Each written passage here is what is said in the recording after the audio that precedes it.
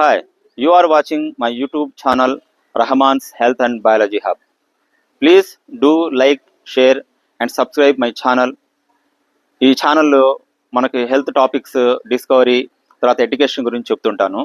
So today's topic ఏంటంటే what is the difference between peritoneal dialysis and hemodialysis. అసలు dialysis అంటే ఏంటి?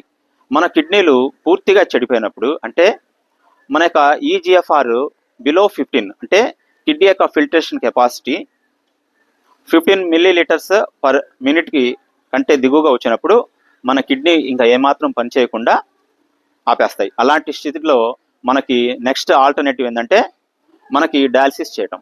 ఈ డయాలసిస్లో 2 రకాలుగా ఉంటుంది. ఒకటి పెరిటోనియల్ డయాలసిస్ అంటాము. ఈ పెరిటోనియల్ డయాలసిస్ అంటే మన యొక్క అబ్డామినల్ వాల్ని యాజ్ ఎ ఫిల్టర్గా ఉపయోగించుకొని పొట్ట లోపల ఒక ఇన్స్ట్రుమెంట్ పెట్టి రక్తంలో ఉన్నటువంటి వేస్ట్ని ఫిల్టర్ చేసి మనం చేసే విధానాన్ని పెరిటోనియల్ డయాలసిస్ అంటాం. అయితే దీనివల్ల కొన్ని కాంప్లికేషన్స్ ఉన్నాయి. పేషెంట్కి బాగా అనీజీగా ఉంటుంది, బ్లోటింగ్ ఉంటుంది, కడుపు నొప్పిగా ఉంటుంది. ఇదొక టైప్. అలాగా ఇప్పుడు సాధారణంగా చేసేటువంటి ఇంకొక మేజర్ ఫ్రీక్వెంట్గా చేసేది ఏంటంటే హీమోడయాలసిస్ అంటాం. అంటే ఇక్కడ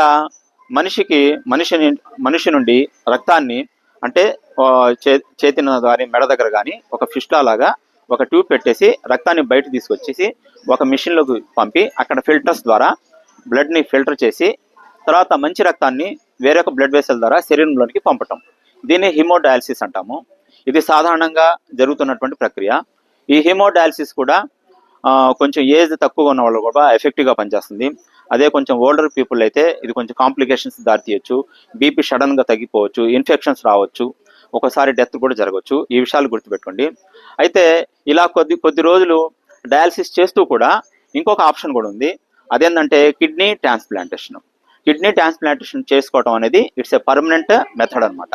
అయితే ఇక్కడ కిడ్నీ ట్రాన్స్ప్లాంటేషన్లో ముఖ్యంగా డోనార్స్ కావాలన్నమాట. ఆ డోనార్స్ ముఖ్యంగా దగ్గరి బంధువులు, వాళ్ళ అమ్మ, తల్లి కానీ, తండ్రి కానీ, చెల్లెలు కానీ, బ్రదర్స్ కానీ ఉంటే కనుక తొందరగా మ్యాచ్ అవుతుంది. అయితే ఇక్కడ ఒక విషయం గుర్తుపెట్టుకోండి, బ్లడ్ గ్రూప్ మ్యాచ్ కాకపోయినప్పటికీ కూడా మన కిడ్నీ ట్రాన్స్ప్లాంట్ని చేస్తున్నారు డాక్టర్స్, నెఫ్రాలజిస్టులు.